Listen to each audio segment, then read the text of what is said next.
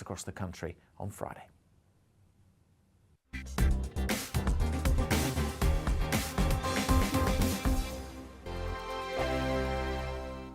Weekday afternoons on GB News, we've got the whole of the UK covered. From 12 to 3, it's GB News Day with me, Mark Longhurst. And me, Gloria Di Piero. You'll get the very latest on everything that's been going on across our great nation. And from 3 till 6, watch out for GB News Live with me, Patrick Christys. I'm not here to mess around. With all the biggest topics and guests, you will always be up to date. GB News Day and GB News Live from 12 p.m. Only on GB News. The People's Channel, Britain's news channel. Hello there, it's Eamon Holmes here from Breakfast on GB News. We're not just on your television and your screens, you know. We're on DAB plus digital radio, so you can listen to your favourite shows on the move. If you've not yet listened to GB News Radio, it's very simple. We're on your radio player and TuneIn apps, on your smart speaker, phone or tablet, or online at gbnews.uk. Take us with you wherever you go. GB News Radio. You never have to miss a moment of the People's Channel. Join my show Farage, 7 p.m. till 8 p.m. Monday through Thursday, and there you will get opinion, analysis, debate, and I'll cover stories that nobody else dares to touch. You've been cancelled. Join the club. Oh my goodness me! And then for the last 15 minutes, talking pints. We're over a drink. We have a civilised conversation with someone. We very often disagree, but we do it in a grown-up way. Come and join me on Farage. Hello, I'm Simon Evans. Join me on GB News for Headliners at 11 p.m, where I'll be joined by two of the country's top comedians as we take a look at tomorrow's newspapers tonight. If it's a big story, we'll be covering it, I guarantee, but we'll also have some fun along the way. That's GB News Headliners at 11 p.m. We won't put you to sleep, unlike some of the other paper review shows out there. So join us, 11 p.m, 7 nights a week.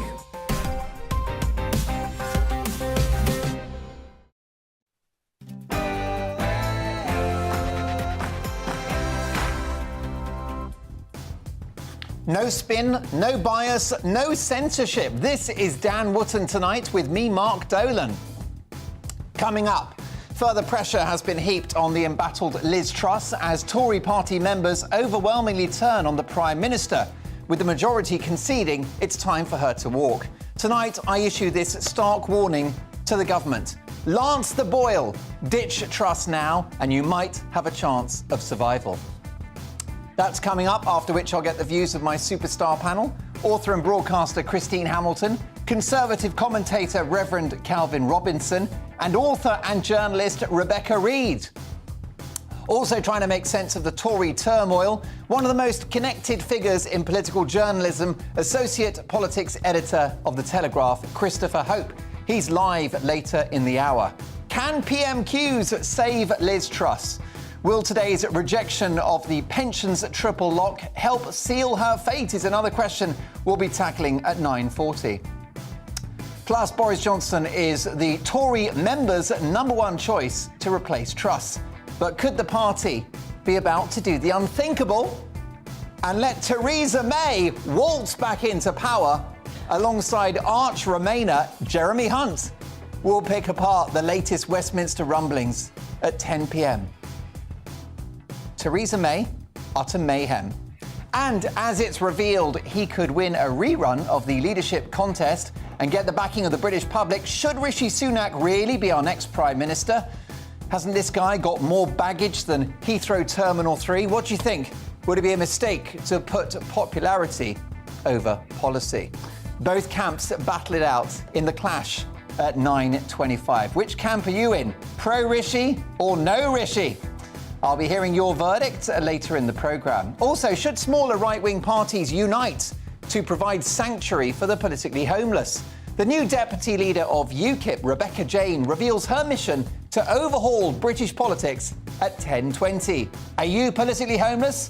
She might have a vote for you. Also, our Project Fear blaming Brexit for economic turmoil when the elephant in the room is ruinous lockdowns. Now, that's the topic of my One More Thing opinion coming up a couple of minutes, but also Star Telegraph columnist Sherelle Jacobs covers that topic at tonight's Outsider at 9:50. As the BBC celebrates its 100th birthday, is it a shadow of its former self? One of its top stars turned biggest critics, Liz Kershaw, who was dumped by the Virtue Signalling Corporation after 30 years on air, is uncancelled at 10:40. Plus, after James Corden is called out by a top restaurateur over his alleged behaviour, do customers who are rude to waiters deserve to be banned and publicly shamed? We will debate that in the Media Buzz at 10:30. I'll bring you tomorrow's newspapers as they drop too and crown my final Greatest Britain and Union jackass before handing the power back to Dan, who returns tomorrow. So, this is Dan Wootton tonight. A very busy 2 hours to come. Let's go.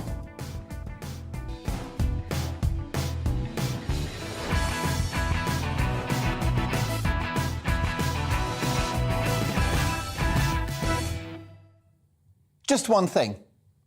Either by design or by accident, we are ignoring the elephant in the room. The huge economic problems faced by this country aren't at their core to do with tax cuts or energy price guarantees or with bankers' bonuses or interest rates.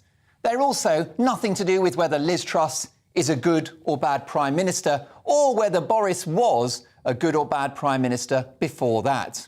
I tweeted something yesterday and it went viral, normally a sign that you've hit a nerve and arguably dropped a truth bomb. And I think it sums it up. Take a look. Quick reminder, all of this carnage is because we tried to stop a virus that everyone got anyway. Vladimir Putin's appalling invasion of Ukraine provides cover for those politicians and public figures who clamoured to see the country shut down, and a bonkers policy of paying perfectly healthy people to stay at home and to close once viable businesses. Clearly, a squeeze on energy supply as a result of Russia's actions adds some inflationary pressure and bumps up household bills. But nothing compared to the Bank of England printing approximately £500 billion worth of empty money in pursuit of what I consider to be a disastrously failed experiment to stop a seasonal respiratory virus, and a virus mild to most. It's arguably given long-term lost economic output, debt interest and crippling extra costs like the NHS backlog and lost educational attainment from closed schools, an even bigger impact economically. Hilariously, some are blaming our dire economic situation on Brexit. Well, let me tell you, I'm someone that voted Remain. But the argument for Brexit grows by the day. It just hasn't been sold correctly. Yes, the Northern Ireland Protocol must be resolved, a horrible agreement which divides our country down the middle. And yes, there are short to medium-term impacts on small businesses, many of whom no longer export to the bloc. Not good. But in the long run, I'm certain it will be a success, because it's an insurance policy against Britain having to join the euro. An insurance policy against a single European army. An insurance policy against huge monthly payments to Brussels. An insurance policy against having to potentially prop up bankrupt EU states. And it's an insurance policy against any future COVID tyranny. So don't let the Remain-dominated establishment con you into blaming the current chaos on the decision by a majority of Brits to have control of our money, our borders and our laws. Now, the talented LBC presenter James O'Brien hit the headlines yesterday for linking economic meltdown to Brexit. I didn't catch the sequence because I don't listen to local radio, but the point is the same. The media, political and corporate establishment that cheered on the lockdowns will do everything they can to blame everyone else and inflate Brexit's influence. COVID measures are a major fact in why we are here, which is why they must never be repeated. A day of reckoning is coming.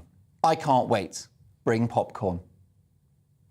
Now, my digest coming up is a big one, folks. I've given it a lot of thought. It's my latest on Liz Truss and whether she should or should not cling on. Plus, we got the Telegraph's Sherelle Jacobs with more on Project Fear, trying to frame Brexit into this economic debate. We've also got my superstar panel. Lots to get through, but first the headlines with Polly Middlehurst.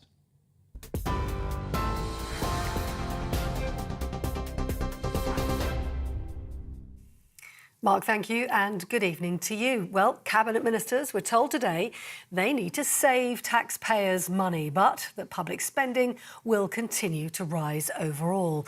Ministers left Downing Street this morning after the new Chancellor said their budgets needed to be pared back. Jeremy Hunt also said savings should focus on areas which would not affect public services. Public spending currently stands at around £1 trillion every year. Well, Downing Street has hinted it may have to drop its commitment to the pensions triple lock as Whitehall attempts to find those savings in budgets. The Prime Minister had previously committed to pensions seeing either an increase equal to the rate of inflation or wages, whichever was the highest. And that comes as a new poll suggests that the Prime Minister must face up to resigning. YouGov research showing more than half of Tory members who were polled want her to leave Downing Street. Well, in news away from politics, British households are being warned to prepare for blackouts and cold homes, possibly, in the new year. The National Grid's chief executive says power cuts could potentially happen on really cold weekdays in January and February between the hours of 4 and 7 p.m. John Pettigrew issued the blackout warnings during the FT's Energy Transition Summit, as he outlined what might happen if generators failed to secure enough gas from Europe to meet UK demand. The rail union, the RMT, has announced 3 further days of strike action for next month. Union members at Network Rail and 15 train companies will walk out on the 5th and the 7th and the 3rd, of November. The announcement came after the RMT accused Network Rail of turning their backs on an increased pay offer and better working conditions. In the United States, Joe Biden has promised to write abortion rights into law in January if the Democrats keep control of Congress after the midterm elections. Joe Biden's rallying the party now and its supporters around the issue of abortion rights. This comes after the option for a woman to terminate a pregnancy was sharply cut back by the Supreme Court's decision to overturn the Roe v. Wade ruling, which used to protect the right to an abortion for a woman in the United States. Here's the promise I make to you and the American people.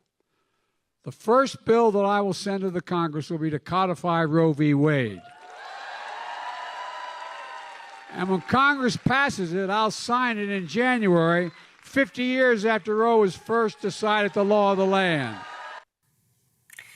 And lastly, auctioneers in Edinburgh say they are flabbergasted by the huge interest being shown in a print reproduction of Balmoral Castle painted by the King. I'm so sorry. His Majesty's prints usually sell for around £400 to £600, but this particular painting from 2001 has sparked international interest and is expected to fetch for much more. It's thought to be the first time a print by a reigning monarch has been auctioned and will be open to bidding on Thursday. I'm off to put my teeth in. Sorry about that tonight. On TV, online and DAB Plus radio, you're with GB News. Time now for Mark Dolan sitting in for Dan Wootton tonight.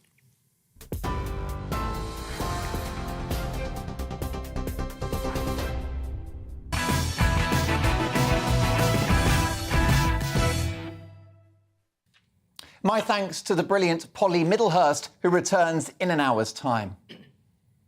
There are 2 ways to remove a plaster. Slow agony as each hair gets dragged out of your tender skin, or you can rip it clean off and be done with it. I should have been a doctor. Any stay of execution for Liz Truss just prolongs the agony and allows the wound to get worse. The scale of Liz Truss's unpopularity has reached epic proportions, with the latest polls suggesting the British public would now rather have a coalition of chaos led by a divided Labour Party and the SNP. I backed Liz Truss's economic plan, which was a failure of political strategy, sequencing and communication, but not a failure of policy. But that ship has passed, and with it, Liz Truss's entire purpose. Let's be honest, we're not keeping her for her oratory skills, her sure-footed leadership, or her political nous. Comparisons to Margaret Thatcher are now a joke. If we're looking for a figure from the 80s to compare her to, She's more Michael Foot than the Iron Lady.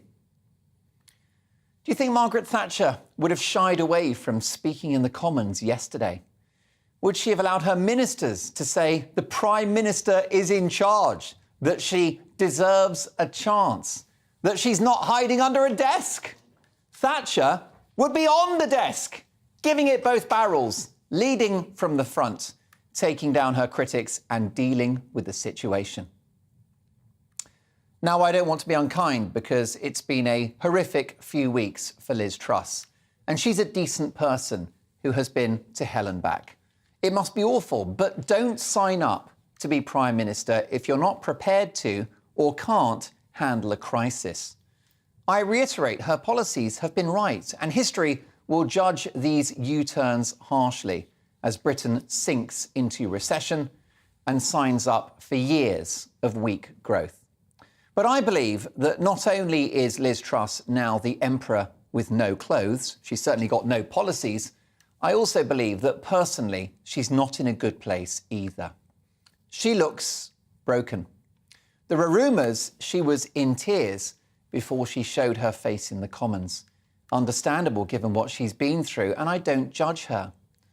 But her feeble performance at Friday's press conference, which featured more oohs, ums and ahs than an Elton John concert, is when I checked out. Check this out. I'll now take questions. Thank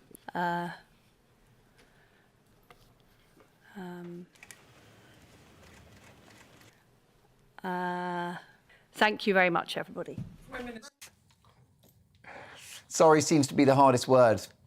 And her interview last night with the BBC's excellent Chris Mason did nothing to restore confidence or demonstrate that she can reboot her premiership. And what I now want to do is go on and deliver for the public. We were elected on the 2019 manifesto. I'm determined to deliver on that. Levelling up, securing investment into all parts of our country, getting roads built, getting opportunities right across the nation. And that's what I'm thinking about, and that's what I'm focused on. I'm concerned she's now in total personal meltdown. She needs to see her GP, not her MPs. I wish her well. So can she cling on? Unlikely. One of the best connected political journalists in the country, Christopher Hope, who'll be joining us later in the hour, tweeted the following yesterday. 3 devastating words. It is over. Ouch. I would personally urge the Prime Minister to resign in the morning so that she doesn't face the abject horror show of Prime Minister's questions, which can only further damage the credibility of this government. Forget about Keir Starmer asking questions of Liz Truss. She must now ask questions of herself. Liz the Builder, can she fix it? Liz the Builder, no, she can't. Put bluntly, it's not happening. She's a busted flush. The fuel tank is empty, the gun is out of ammo. The party's over. The fat lady isn't just singing, she's in a cab on her way home. Taxi for Liz Truss. Now, what's your view? Dan at gbnews.uk, let me know your thoughts on that. Do you still have faith in the Prime Minister?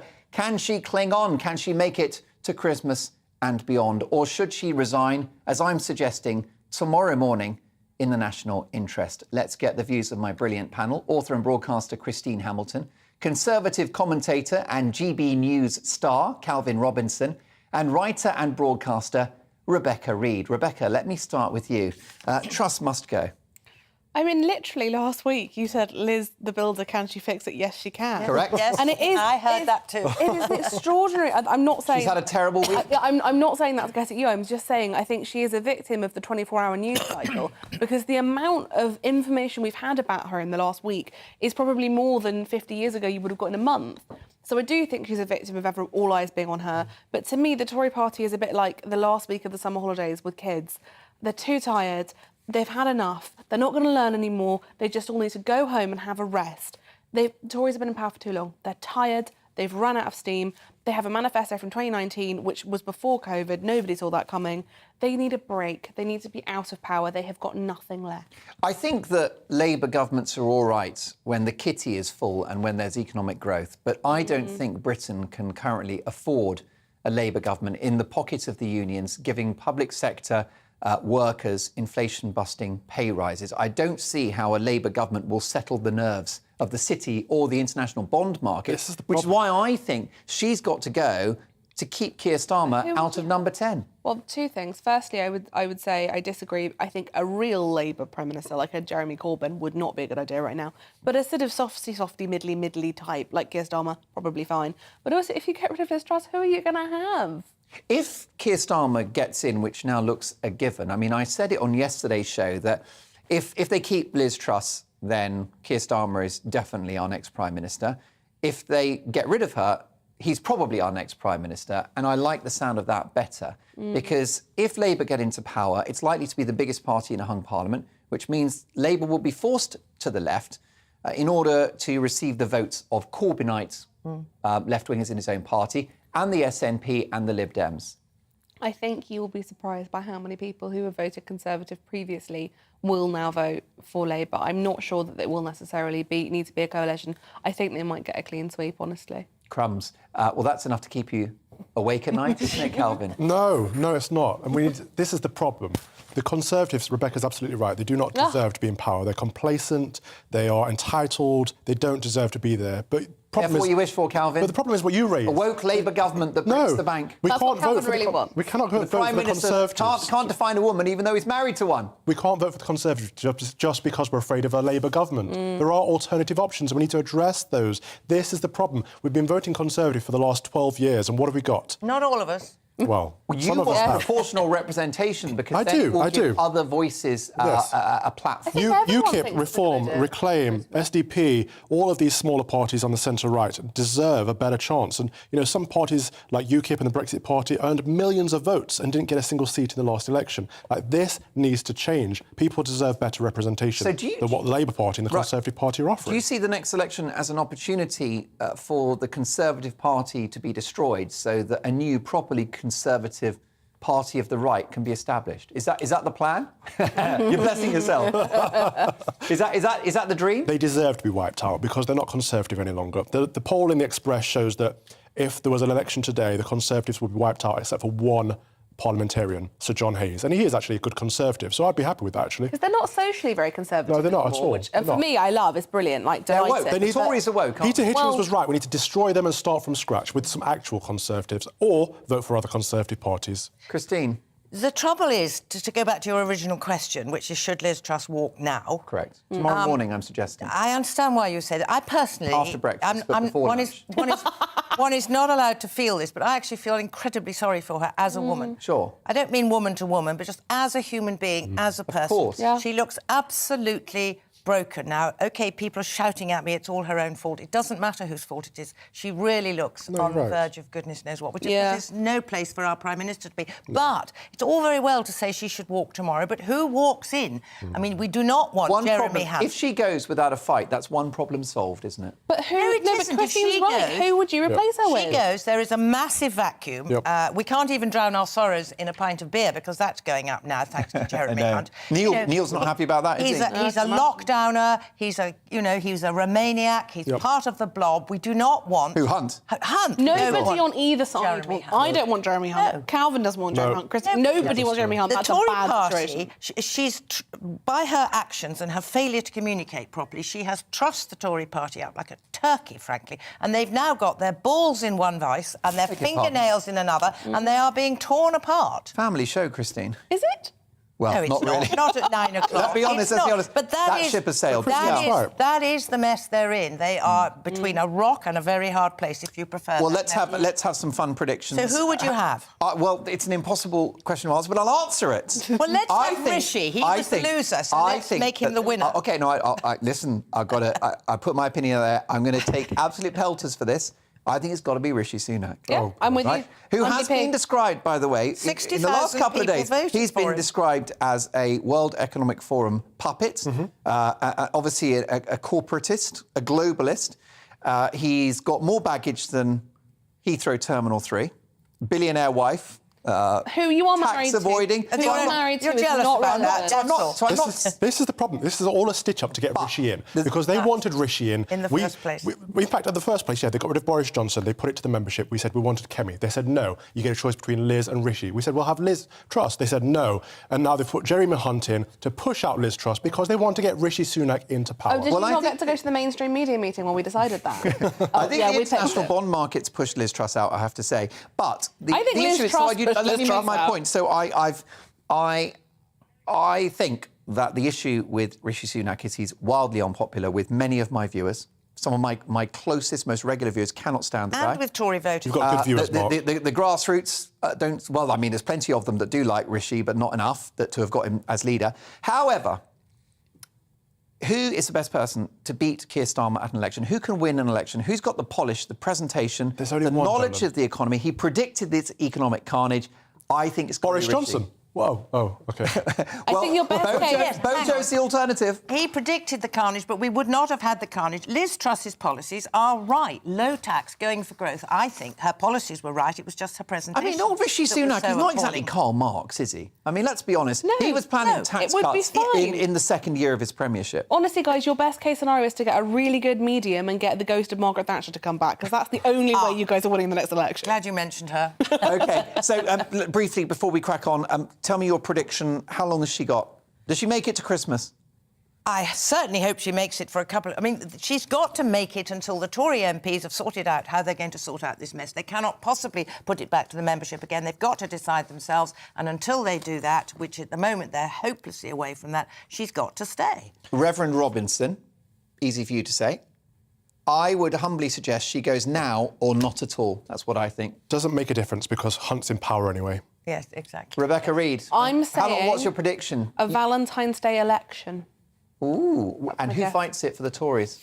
Liz, and loses. The Tory whips have apparently told everybody to pencil in the 25th of January 2025 for an election. Well, it's getting longer and longer. That is the last possible date they can hold. Isn't that 5? Is that more than 5 years? Considering... No, that is the last date. So you get a little bit of overlap, do you? Because that's 5 years and 2 months. Yeah, because it was December last time. You get a bit of overlap. Yeah, well, then why it would have to be, I guess, January, late January. On the cusp. There you go. You need the help of a good accountant. What do you think? What are your predictions, folks? Will she survive? Should she cling on? I don't want to be unkind about Liz Truss, but I believe it's a taxi for Liz. But let me know your thoughts, Dan, at gbnews.uk. Coming up, can Prime Minister's questions save Liz Truss? Will today's rejection of the pensions triple lock help seal her fate? Associate politics editor of The Telegraph and one of the most connected figures in political journalism, Christopher Hope, predicts what's next as the Tory turmoil continues at 9:40. But first, as it's revealed he would win a rerun of the leadership contest and get the backing of the public, should Rishi Sunak really be our next Prime Minister? Many can't stand him, but is he the answer? Can he beat Sir Keir? Former Conservative Minister Edwina Currie, political YouTuber Maya Toosey and journalist Petronella Wyatt are torn. They'll battle it out in the clash in just a few minutes. Email Dan at gbnews.uk or tweet us at gbnews and vote in the poll on Twitter. Sparks are flying tonight, folks. See you in 2.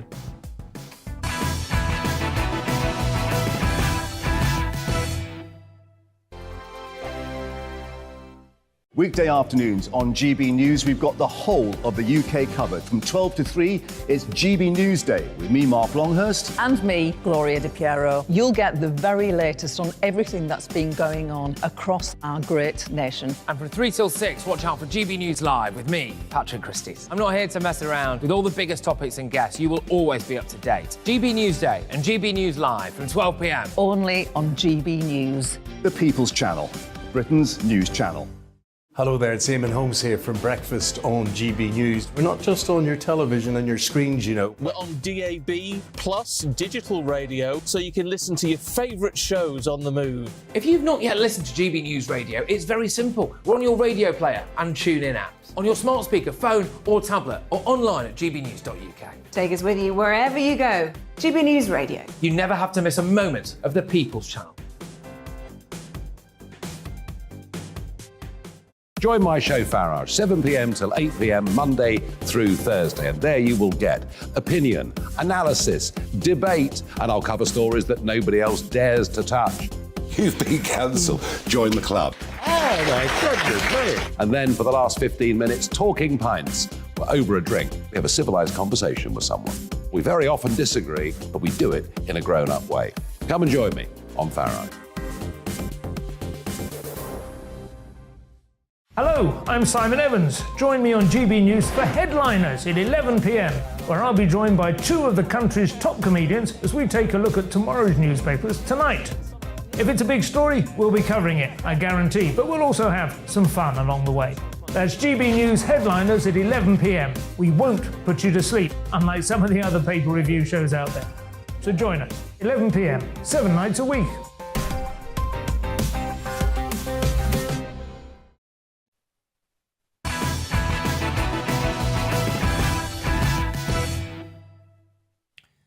Can Liz Truss cling on? We will speak to one of the best connected political journalists in the country, The Telegraph's Christopher Hope, in just a few minutes. But first, it's time for this. Yes, it's time for The Clash. Now, yesterday's late-night apology from Liz Truss has done little to curtail her plummeting popularity. YouGov research published today found that over 55% of Tory party members believe Truss should resign to save the party. And astonishingly, 55% of respondents said they would back Rishi Sunak in a rerun of the leadership contest. Boris Johnson's right-hand man turned betrayer has moved into a prime position, with Chancellor Jeremy Hunt and Defence Secretary Ben Wallace rejecting the chance to succeed Truss as the unity candidate, and the great British public also backing him for number 10. 21% of respondents in a Portland communications poll for The Sun gave him their vote. The Times today revealed that a Penny Mordaunt ally even held private talks with Sunak regarding a pact should Truss resign. However, other government sources have told the I newspaper that allies of Truss still consider him too divisive to be a unity candidate. So with the odds ever stacking up against Truss, should Rishi Sunak really be our next Prime Minister? Let me know your thoughts, Dan at gbnews.uk, or tweet us at gbnews, and please vote in the Twitter poll. I'll get you the results shortly. But to debate this, I'm delighted to welcome an all-star lineup of political YouTuber Maya Tuzi, former Conservative government minister, best-selling author and broadcaster Edwina Currie, and the brilliant journalist Petronella Wyatt. Let me start with you, Petronella. Rishi Sunak has a lot of baggage, doesn't he? The billionaire wife, the tax avoiding, the green card. Plus, he's responsible for Boris Johnson's downfall. He's got no chance. I think this is absolute nonsense. First of all, he wasn't responsible for Boris's downfall. Boris was responsible for his downfall. And so were the other cabinet ministers who resigned. Secondly, I think his personal wealth is irrelevant and the public don't care. They want somebody competent. We've had richer chancellors, prime ministers before. We've had old Etonians. Boris was an old Etonian, so was Cameron. I mean, this is utter hypocrisy to say that his background rules him out of being our next prime minister. Edwina Currie, who do you think should be our next prime minister? Because I think Liz Truss is toast.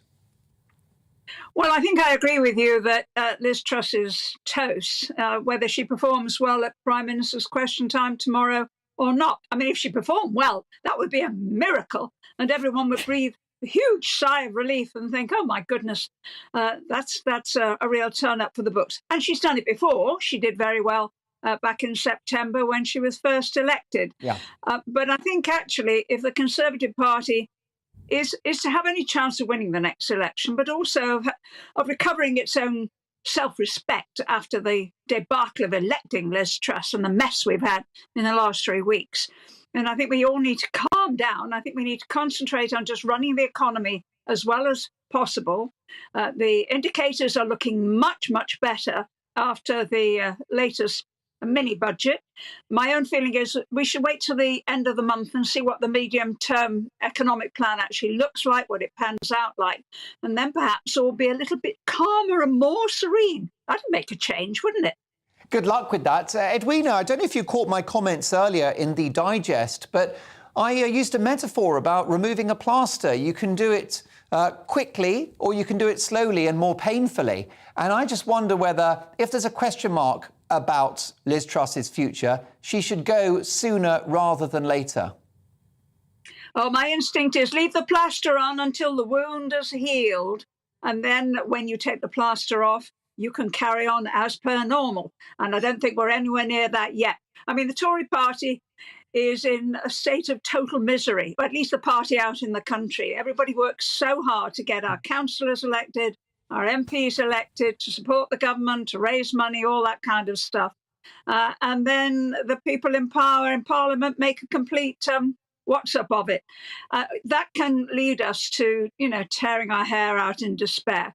But we also know that we've had bad times in the past and we've come through them. I wish Liz Truss well, but I am not holding my breath on her improving. And that's going to have to mean some changes probably before Christmas. Myra, I'm going to come to you in a second, but Petronella, you just guffawed there. Why? Because Liz Truss is a national joke. And we know perfectly well she won't go this week. They'll wait until after the 31st of October and the other mini-budget statement, and then she's a goner. I mean, this is what everybody is saying in Westminster. I mean, you cannot have a Prime Minister who's such a distraction and who is the national joke and an international joke. Well, look, Maya Tuesday, you've got your finger on the political pulse.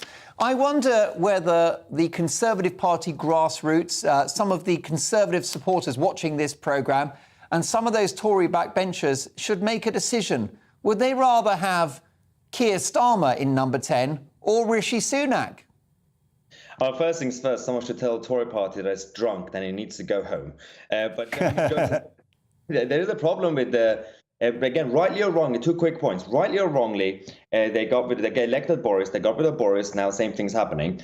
That aside, despite all that, when you are treating members like they don't matter, you basically get them to elect Boris Johnson, and then you get rid of him. And then they want someone like Penny and Kemi Badenoch on the ballot paper. You give them Rishi Sunak and Liz Truss, and then they eventually vote for Liz Truss. And then you say, no, your result was wrong. We're going to get rid of it again. This time we're not going to give you a vote. That's a big problem. Again, rightly or wrongly, you have to sort out the party first. People say economics first, then politics. If you don't have the party behind you and then the country's support, you can't really just do economics because politics and economics is mixed. Second quick point is that Rishi Sunak right now only seems better compared to Liz Truss to some people, just because... a basic example is when you have a new boyfriend and the new boyfriend is disappointingly boring and emotionally lazy, somehow the ex-boyfriend suddenly becomes attractive. And you forget about all the other bad stuff about the ex-boyfriend. If Rishi Sunak comes back, all the bad stuff is going to come out. He doesn't have work. What bad stuff? He wants to his links, his and family's links to Chinese firms that want to promote digital IDs. Are you saying that all politicians are kind of sort of moral virgins who rise from the sea with no past and no baggage at all? Because then you're in cloud cuckoo land, I'm afraid. Although Petronella, many. I don't think anybody said that at this point. Although, no, perhaps you can develop this concern about Rishi Sunak, Maya. People see him as a globalist. They see him as a sort of puppet of the World Economic Forum, someone that's very pro a cashless society and these unelected bodies controlling our lives. This is the perception of Rishi Sunak, isn't it, Maya? I mean, that is the perception, and perception does matter. I don't find this a perception at all. I think that people are longing for a competent Prime Minister who is rather safe and maybe a little bit boring, which I think he is. But I also find him much more relatable. He knows how to relate to people far better than Truss. I mean, he's surprisingly good at that. Again, this I don't think that's going to be the choice at all. I think what you're trying to do is rerun the contest of the summer.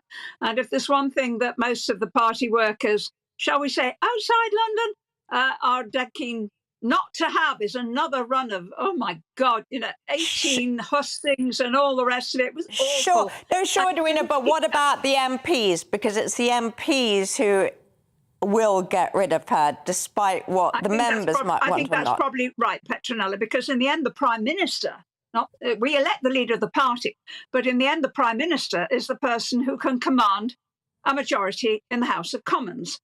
And that's always been the case. That's a constitutional case, and it's always been like that.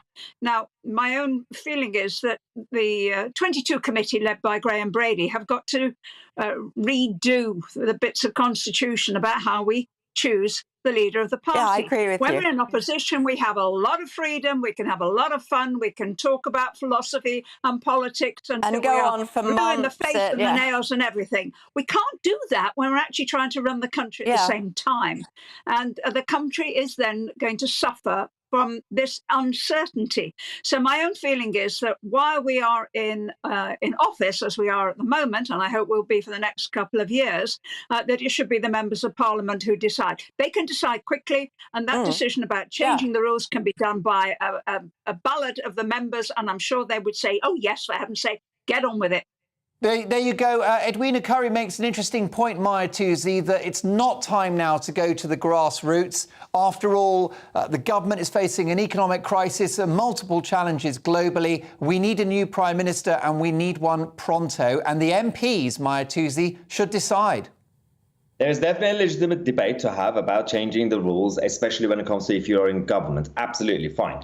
But you can't just do it randomly in the middle of government while you're in office. Just like how if you want to make major changes to the electoral system, ideally you use a referendum to do it. You need to actually get the consent of the members to change that sort of major rule. And actually the best thing to do, when the Tories get out of government, when they're in opposition, then they can have that rule change. Not when you're in the middle of government, because the members voted for Boris Johnson, you got rid of him. Then they voted for Liz Truss, and they didn't even want her. And then you got rid of her. And then you but the members have changed their mind, and the majority of them now prefer Rishi Sunak. They're backing Rishi all exactly, the way. Exactly. So if the MPs decide on Sunak, they're actually in tune with what the members think now. So your point isn't valid at all. If you're confident Rishi's going to win, give the vote to the members, and it's democracy. Done. Time is money. Time is money. OK, so I'm hearing from Petronella that Truss is out by the end of October. I'm hearing that from Edwina as well. So Petronella, who's our next Prime Minister? Time to get the crystal ball out. Who do you think? I hope it's Rishi. It's either Rishi or Penny Mordaunt. At the moment they're battling it out. All right, Edwina, who's our next Prime Minister post October? Oh, I'd like to see us repeat a previous historical experiment that worked very well and have someone combining Chancellor with Prime Minister. I think actually Jeremy Hunt so far is doing a very good job. Quite blimey, OK. And finally, what do you think, Maya? Who's our next Prime Minister in November? I don't really predict, but let's just go back to Boris with all this mess. No, I think to be fair, I see Penny Mordaunt probably more likely, but Ben Wallace would be, I mean, he's boring, but he's probably more stable. Just have him as a caretaker. No, he isn't. Believe me, he isn't. There you go. There speaks a woman who knows. Listen, you're not a boring panel. Thank you for a fascinating conversation. Political YouTuber. Do check out his channel, Maya Toosey, one of my favourite political commentators. Also, a politics legend, former Conservative minister, best-selling author and broadcaster Edwina Currie, and the amazing, fantastic journalist, first time we've met, a privilege to have Petronella Wyatt on the programme. Thanks one and all. So what do you think? Should Rishi Sunak be our next Prime Minister?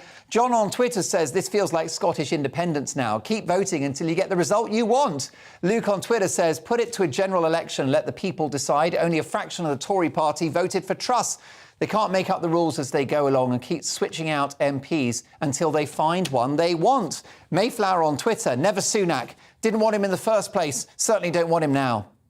And your verdict is in. Oh, my goodness gracious. How many of you think Rishi Sunak is the best person to be PM? 18%, 82% say he isn't. I'm not afraid of having an unpopular opinion. I have one promise that I always make to you, the viewer, which is I will tell you as I see it, even if it's not a popular view. Look, keep your views coming down at gbnews.uk.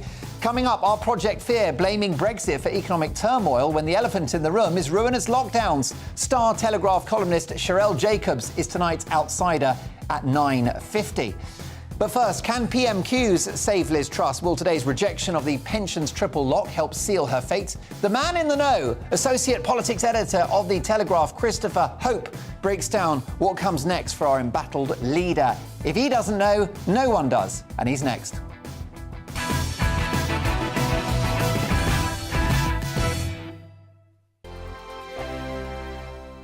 Weekday afternoons on GB News, we've got the whole of the UK covered. From 12 to 3, it's GB News Day with me, Mark Longhurst. And me, Gloria Di Piero. You'll get the very latest on everything that's been going on across our great nation. And from 3 till 6, watch out for GB News Live with me, Patrick Christys. I'm not here to mess around with all the biggest topics and guests. You will always be up to date. GB News Day and GB News Live from 12 p.m. Only on GB News. The People's Channel, Britain's news channel. Hello there, it's Eamon Holmes here from Breakfast on GB News. We're not just on your television and your screens, you know. We're on DAB plus digital radio, so you can listen to your favourite shows on the move. If you've not yet listened to GB News Radio, it's very simple. We're on your radio player and TuneIn apps, on your smart speaker, phone or tablet, or online at gbnews.uk. Take us with you wherever you go. GB News Radio. You never have to miss a moment of the People's Channel. Join my show Farage, 7 p.m. till 8 p.m. Monday through Thursday. And there you will get opinion, analysis, debate, and I'll cover stories that nobody else dares to touch. You've been cancelled. Join the club. Oh, my goodness me. And then for the last 15 minutes, talking pints. We're over a drink. We have a civilised conversation with someone. We very often disagree, but we do it in a grown-up way. Come and join me on Farage. Hello, I'm Simon Evans. Join me on GB News for Headliners at 11 p.m, where I'll be joined by two of the country's top comedians as we take a look at tomorrow's newspapers tonight. If it's a big story, we'll be covering it, I guarantee, but we'll also have some fun along the way. That's GB News Headliners at 11 p.m. We won't put you to sleep, unlike some of the other paper review shows out there. So join us, 11 p.m, 7 nights a week.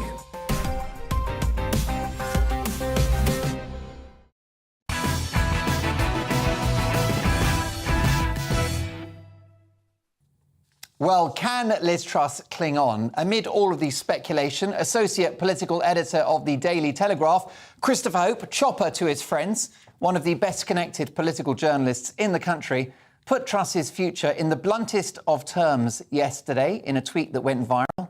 And it was 3 devastating words. It is over. And I'm delighted to say that Christopher Hope joins me now. Hi, Chopper. Hi, how are you doing, Mark? Good to see you. Great to have you on the programme. Do you stand by that tweet? It was a very brave tweet. Well, it is, I think, Trussonomics. The point of Liz Truss is tax cuts. We hear about that a lot on GB News, and that's what people wanted. That's what the May base wanted, the members wanted. She came to power with that. That's how she beat Rishi Sunak. And then I did that tweet just as Jeremy Hunt finished his 5-minute statement that was a physical, political disemboweling of the Prime Minister live on TV, live from number 11 Downing Street, when he basically went back on everything that hadn't been enacted into law in the budget. We know all that now, don't we? Stamp duty remains, that's it.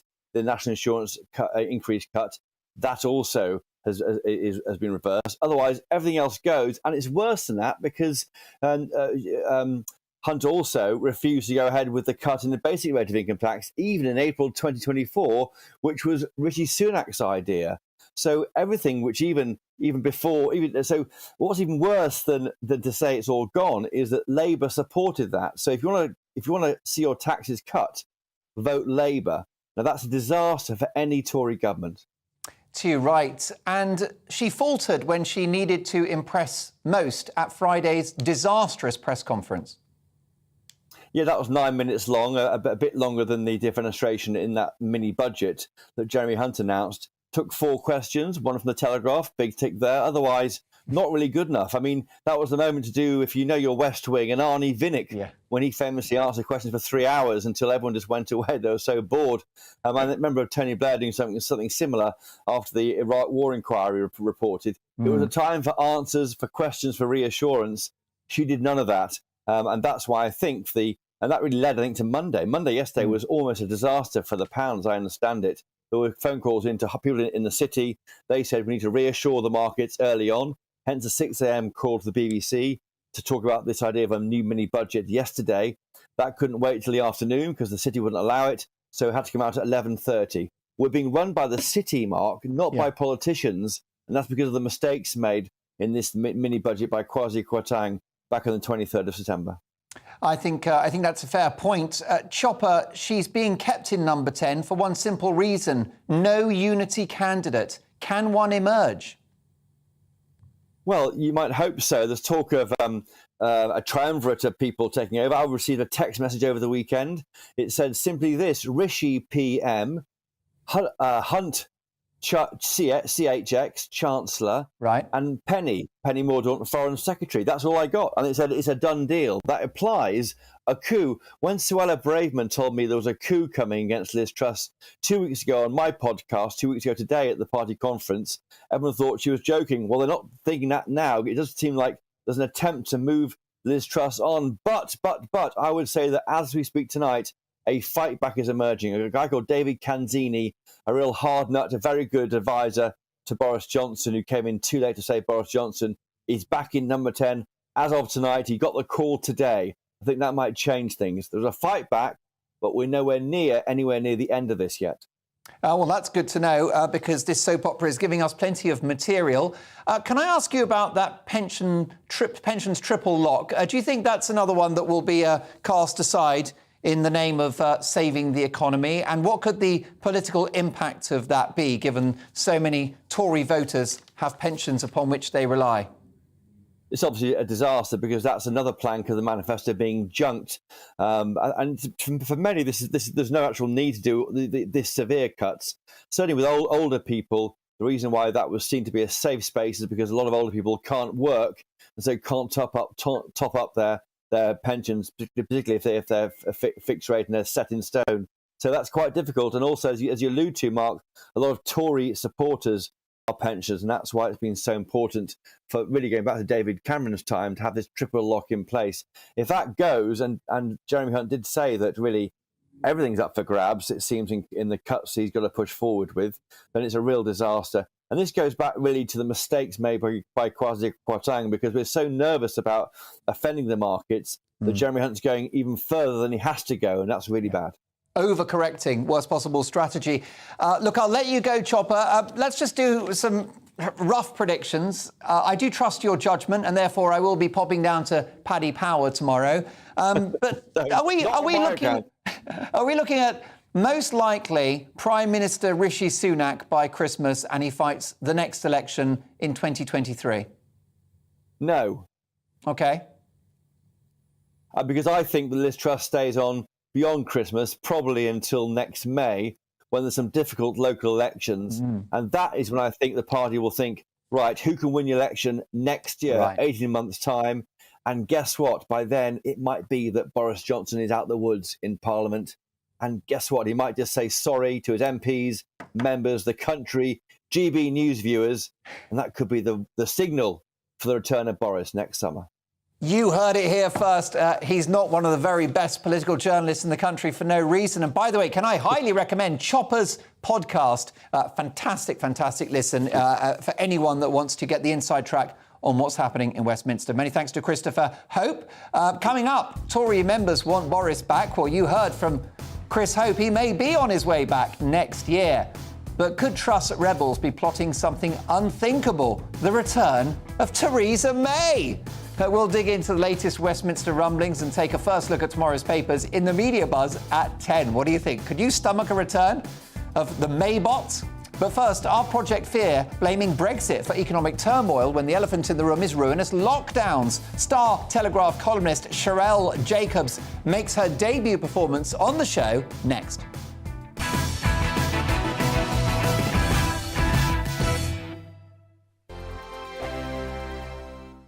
Weekday afternoons on GB News, we've got the whole of the UK covered. From 12 to 3, it's GB News Day with me, Mark Longhurst. And me, Gloria Di Piero. You'll get the very latest on everything that's been going on across our great nation. And from 3 till 6, watch out for GB News Live with me, Patrick Christys. I'm not here to mess around. With all the biggest topics and guests, you will always be up to date. GB News Day and GB News Live from 12 p.m. Only on GB News. The People's Channel, Britain's news channel.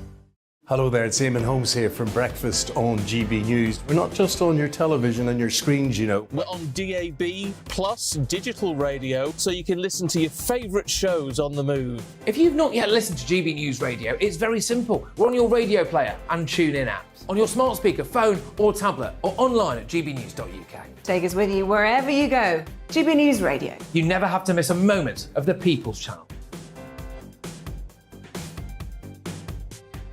Join my show Farage, 7 p.m. till 8 p.m. Monday through Thursday. And there you will get opinion, analysis, debate, and I'll cover stories that nobody else dares to touch. You've been cancelled. Join the club. Oh, my goodness me. And then for the last 15 minutes, talking pints. We're over a drink. We have a civilised conversation with someone. We very often disagree, but we do it in a grown-up way. Come and join me on Farage. Hello, I'm Simon Evans. Join me on GB News for Headliners at 11 p.m, where I'll be joined by two of the country's top comedians as we take a look at tomorrow's newspapers tonight. If it's a big story, we'll be covering it, I guarantee, but we'll also have some fun along the way. That's GB News Headliners at 11 p.m. We won't put you to sleep, unlike some of the other paper review shows out there. So join us, 11 p.m, 7 nights a week.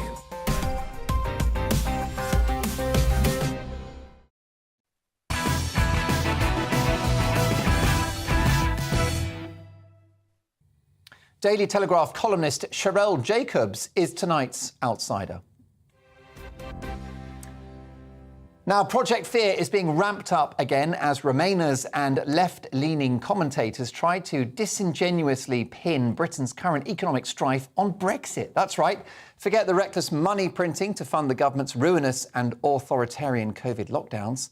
Forget Putin's war in Ukraine driving up global energy prices. No, according to Remainers, Britain's inflation nightmare is Vote Leave's fault. Well, Sherelle believes the country is actually being gaslit by those usual suspects in Project Fear. She argues in her latest brilliant Telegraph column, the end of cheap money has unleashed a global meltdown that will wreak havoc on governing parties. What those commentators suffering from Brexit derangement syndrome appear to have missed is that the country is reeling from what many hoped was a transitory crisis, but now seems to be a permanent economic paradigm shift, one in which high inflation is endemic and the welfare capitalist model that has been propped up by cheap credit for the last 20 years is vanquished. So, Sherelle Jacobs, welcome to the programme. Thank you for having me. It's a withering assessment of where we are, but the Remainers, there is no end to their Brexit derangement syndrome, and they're willing to just ignore the fact that we shut the country down on and off for 2.5 years and blame a democratic decision chosen by a majority of Brits in 2016. Yeah, it's extremely disingenuous of them to use the language that they've used this week and say that Project Fear has been vindicated. They seem to be rewriting history here and redefining Project Fear. It's taken a long time for Project Fear to kick in. Well, yes, yeah. We were told it would happen straight away. Well, yes, that we would be in a year-long... Pounds, house market crash, spiralling interest rates. Yeah. And it's like, it's 2022, finally. Yes, year-long recession, I believe, and that our geopolitical standing... Capital flights. ...would be diminished, all of these things which didn't come to pass. Oh, and of course, there'd be no trade deal with the EU either. Yeah. And so they've decided to then redefine what Project Fear was about, and apparently instead that they were apparently arguing that with Brexit that would unleash a new era of, political hubris and uncompromising politics and instability, and that apparently Liz Truss is the culmination of that. And I think that that is quite an interesting view to take, seeing as the political hubris, if you want to take that turn of phrase, actually predates Brexit. If you look at the Cameron era, we decided to go for austerity, economic economic strategy which had no basis in standard economics, completely a political, ideological, quite extreme strategy. And then, of course, even before that, the Iraq War, the idea that we were going to liberate the Middle East through bombs. So we see this kind of quite extremist, technocratic ideology. I would say this tendency to reduce kind of laws of unintended consequences, the messy aspects of democratic negotiation, the complexity of the world really into very simplistic theories, scorched earth solutions and top-down execution without any accountability. So we are being gaslit. We are being gaslit to put it simply. Well, I think that's right. And obviously a democratic mandate has been, a huge attempt. The media, a political elite have tried to reverse Brexit. Luckily, it didn't happen. The will of the people prevailed. And it was Project Fear, but I think it's going to turn out to be Project Fab. And I say that as a Remainer. And the reason why is because, as I mentioned earlier in the show, Brexit is an insurance policy against ever being in the euro. Yeah. It's an insurance policy against those billions of pounds being sent over to Brussels every month, a single European army, and propping up potentially bankrupt EU states. There is a Eurozone sovereign debt crisis coming, and it won't be our problem. Yeah, and also when time is tough and money is tight, we won't be pumping lots of money into the EU. So because when you're one of the bigger economies, you always got punished for that, didn't you? Because it was a percentage of your GDP. Yeah. So the better you did, the more you paid. Yeah. So it's a racket, isn't it? Yeah. And, we are going through an economic paradigm shift, and we need, personally, in my opinion, to be in a political environment where we are sovereign and we can hold our politicians accountable, because that was one of the real disadvantages of being in the EU was that our politicians basically outsourced all of the tough decisions to Brussels, and they didn't want to take any responsibility. But at least now politicians can own their decisions. And we're nimble-footed. Yeah. And nimble-footed, we've got control over our economy. And I mentioned that insurance policy against the euro because the risk with EU membership, you're just one administration away from signing up for the euro. And at that point, there's no Brexit if you're in the euro, if you're in the Eurozone. Brexit was possible because we were fiscally independent and outside of the euro. Credit to Gordon Brown for that. Yeah, exactly. Don't often give him props. Look, we're at the top of the hour, but can I just ask you how you see this political drama playing out, Liz Truss? Your colleague, Chopper, he thinks she'll soldier on into the spring of next year. Well, she's a useful puppet now, unfortunately. I think that Hunt, Osborne, Axis have her where they want her, and she is just executing the will, if you like, of a particular section of the Conservative Party, the Conservative tradition. But there is a term in chess called Zugzwang, and it means that there is no good move left. Every move that you make is a bad move, and that's where the Conservative Party is. That's a really good point. What do you make political predictions? What do you think is going to happen? Apart from a wipeout of the next election. Yeah. Which is a given, isn't it? Which is a given. I think the interesting question is, will the Conservative Party ever come back? Or will it be like the Canadian Conservatives in, I think, 1993, they went from majority to 2 seats? Yes, indeed. Apocalyptic language. Sherelle Jacobs, thank you so much for joining us. Thank you. And let me recommend Sherelle Jacobs' column in The Telegraph, worth the purchase price of a paper or a subscription, just for that. And I don't own shares in The Telegraph. I wish I did. Thanks, Sherelle. Lots more to come.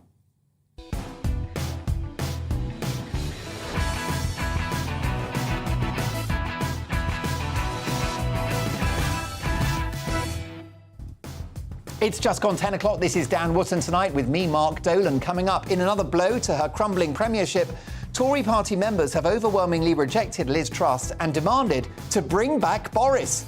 Is Bojo the answer? Or, as some Tory MPs are reportedly plotting, could Theresa May waltz back into power in the ultimate Brexiteer betrayal? Would you like to see the return of the Maybot? Maybe not. I'll break down the latest Westminster rumblings next with my superstar panel. We've got Christine Hamilton, Calvin Robinson and Rebecca Reid. Also, should smaller right-wing parties unite to provide sanctuary for the politically homeless. The new deputy leader of UKIP, Rebecca Jane, reveals her mission to overhaul British politics at 10:20. As the BBC celebrates its 100th birthday, is it a shadow of its former self, or is it still worth the money? Liz Kershaw, who dedicated over 3 decades of her career to the corporation's radio networks before being sacked for the crime of turning 60, hits out at her former employer in Uncancelled at 10:40. Plus, after comedian James Corden is called out by a top restaurateur over his alleged behaviour, do customers who are rude to waiters deserve to be banned and publicly shamed? We'll debate that and break down tomorrow's newspaper front pages in the Media Buzz at 10:30. Plus, what would Margaret Thatcher make of all this chaos? I'll ask that when I crown tonight's Greatest Briton and Union Jackass at 10:50. A really busy hour to come, but first, the headlines with Polly Middlehurst.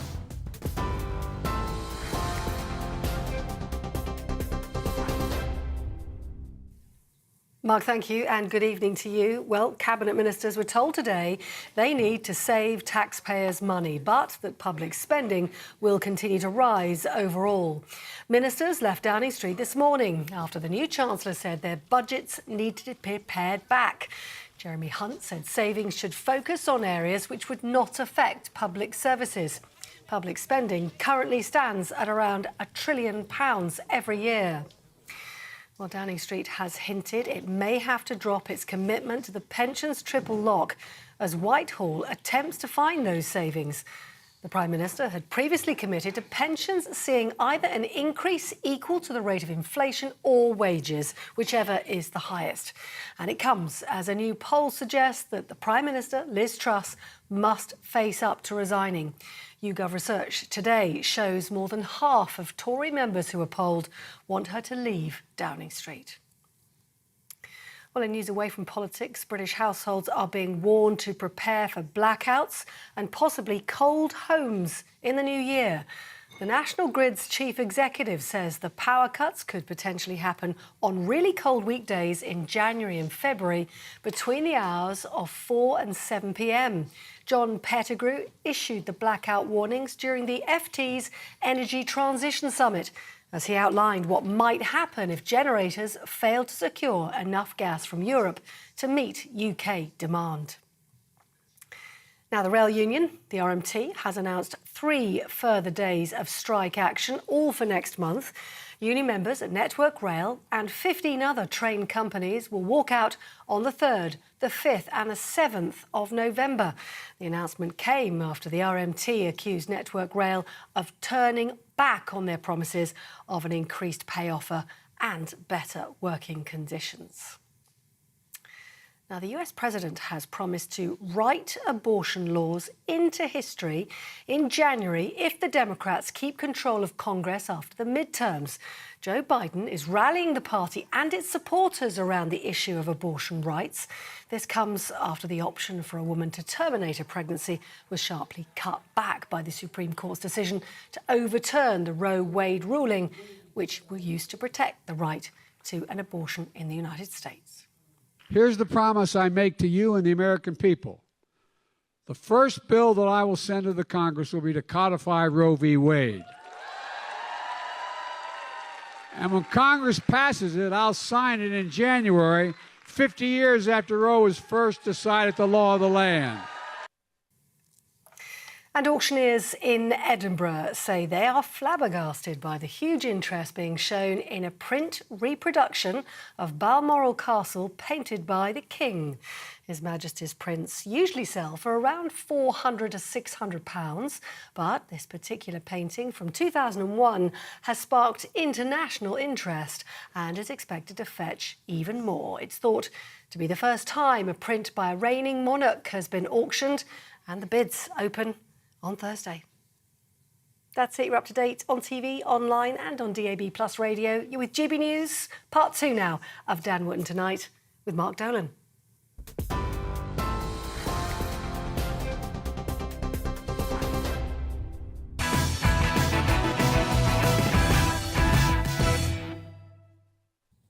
Thanks, Polly. Tomorrow's news tonight now in our Media Buzz.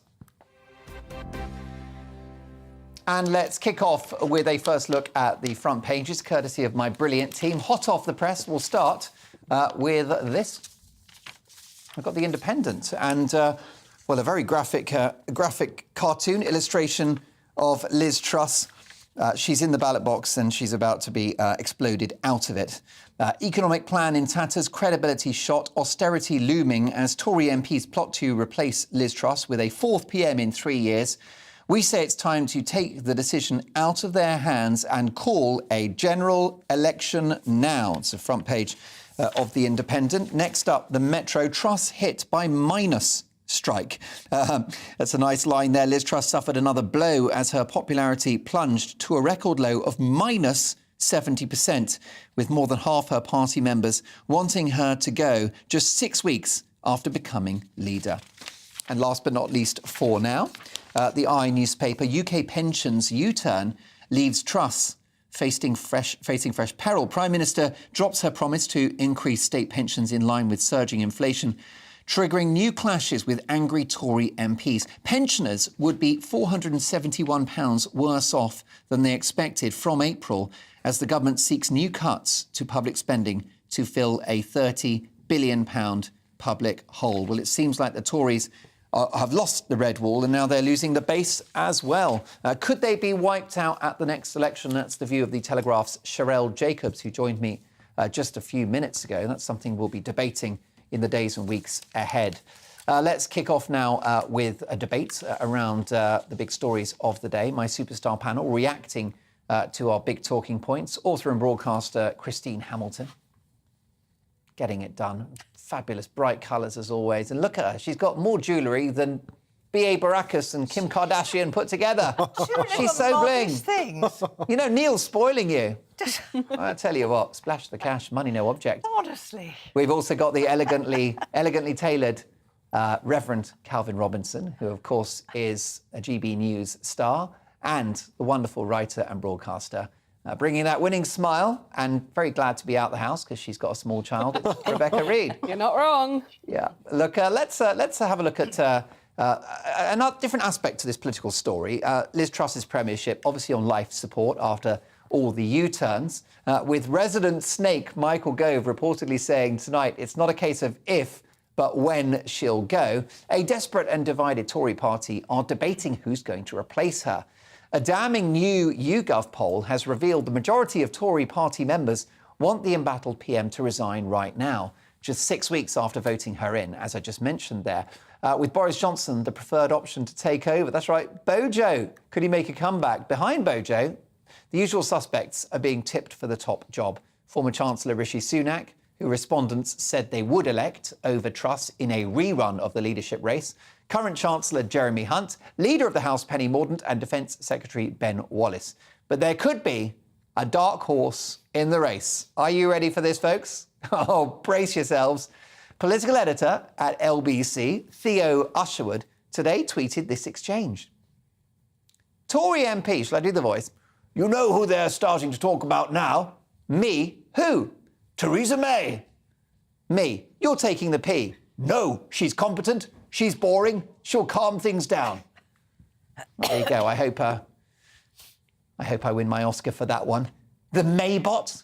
Are you serious? Are the Tories about to do the unthinkable and bring back Theresa May as Prime Minister? Calvin, what do you think? No, they're not. Theresa May 2.0. The reason that we got rid of her in the first place is because she wasn't a strong leader. She's a great backbencher. She's fantastic at what she's doing. She was not a party leader. Boris Johnson is the only member of the Conservative Party who has managed to win an election with a majority. He is the only person they should think about replacing. We have to react to this developing story, and you heard it here first. This is one on person. GB News. It's not a developing story. Well, one person. But who is that person? Well, I've no idea. No. But in relation to an earlier interview, Christopher Hope. Christopher Hope isn't saying bring back Theresa but May. Christopher Hope said just a few minutes ago on this programme that Liz Truss may cling on until May. At which point it leads the way. Theresa May or May? Well, cling on till... Anyway, but he thinks Boris. But what do you think about Theresa May? What? Could it happen? It's laughable. I mean, the whole situation is laughable. It was Petronella who said that the Tory party and indeed the country is now the laughingstock of the world. She's absolutely right. And the idea of... I mean, Theresa May was a disaster. She had a perfectly... well, fairly slim, but she had a working majority of 13, so what does she do? Go to the country and loses it. But nobody hates Theresa May. She completely screwed up on all the Brexit business. No, nobody hates her. She had no majority, and it was Labour that kept blocking her Brexit but it legislation. Doesn't necessarily make you... Mark Dolan for Prime Minister? Well, never say never. The problem is I'm in a very, very tight contract here at GB News. And I've got a very tenacious boss. He doesn't let go. OK. Look, but no, really I mean, it's laughable. I will do it. Seriously. Maybe that's the most sensible thing. Maybe I should just do it.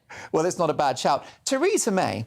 they are really extremely desperate if they are thinking about Theresa May. Really desperate. Rebecca, she's experienced. She's a steady hand at the She's tiller. the kind of person who was early for geography and bought extra pens. That's what we need. That is what you need. But that's not me saying we should bring her back. This is very... I'm Extra sorry, I'm very pens. metaphor-y this evening. But this is like, you know, in a reality TV show, they lose their viewing figures. So they start bringing back a villain from episode 2. Oh, yes. And then they always cast twins, because that's a visual oddity. That's very much what seems to be happening here. Either they need to double down and give Liz Truss an actual chance and say, guys, it's been 6 weeks. Sometimes people don't get things right immediately. Just calm down. Or, I don't Two think... of those weeks were taken up with the Queen, Yeah, weren't they? You know. That's a fair point. Or, if you were going to bring back anyone, Calvin is right. At least Boris won an election. Well, this is, I Big think, the time. conversation we need to have. I think that the Theresa May conversation is for the birds. I think the silly season has come early. But I think with somebody of the authority of Christopher Hope from The Telegraph seriously predicting the possibility that Boris comes back next year, and the reason why is because this, you know, Boris has struggled a bit with that horrible business of running the country, but he's very good at elections, isn't he? Yes, but don't forget, he's still got this Standards Committee thing hanging over him. Now, I think that is a complete kangaroo court, and the way they've changed the goalpost is appalling.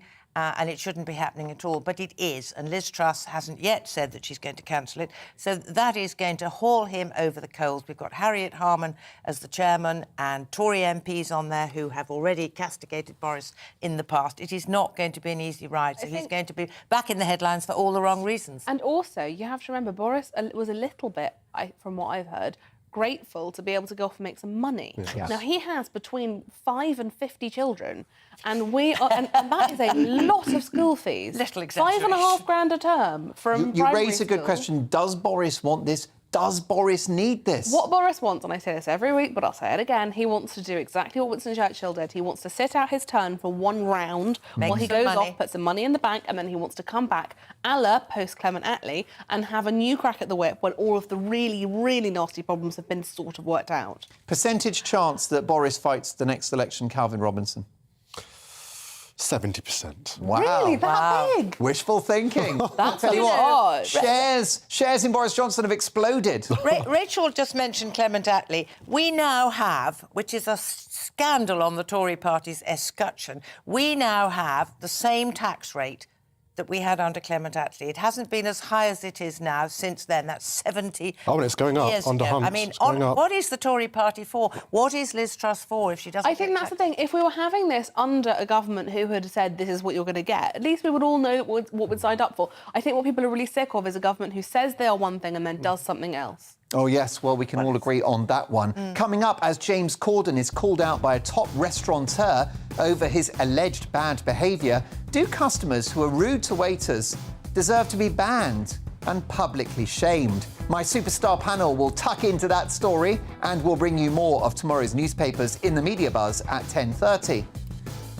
But first, are you politically homeless? New Deputy UKIP leader Rebecca Jane is on a mission to unite the right and change the face of British politics forever. And she's next.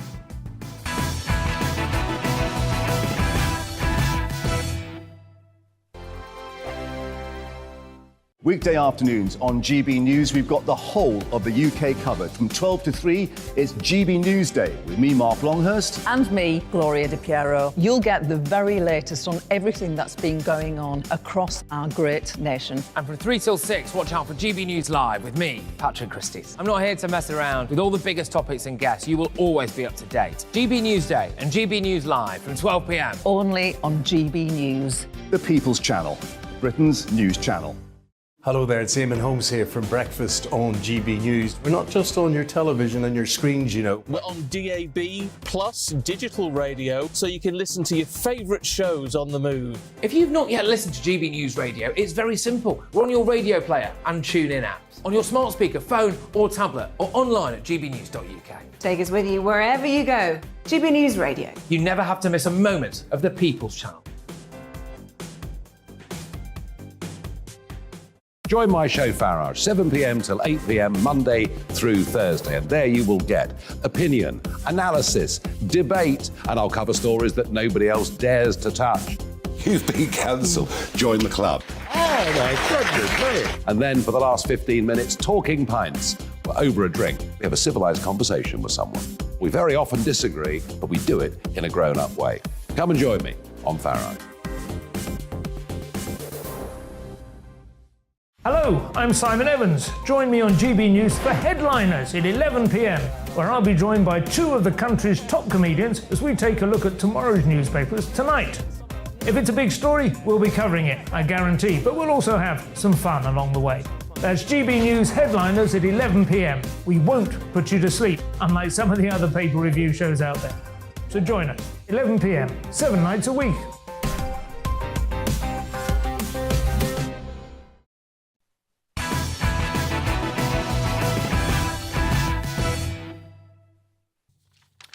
Lots more to come. It's Mark Dolan in for Dan Wootton, who returns tomorrow at 9 o'clock.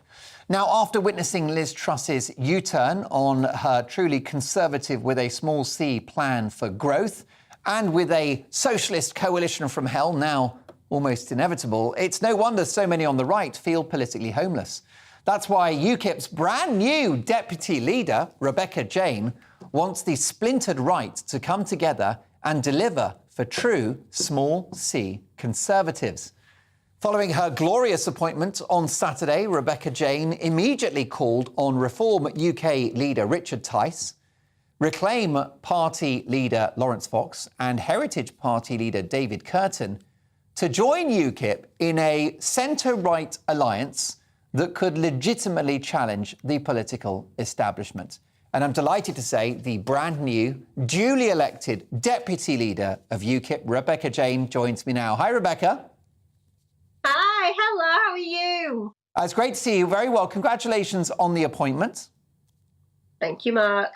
First of all, before we get to this is a massive, I think, appointment for UKIP and a massive appointment for you. Why did you take the job?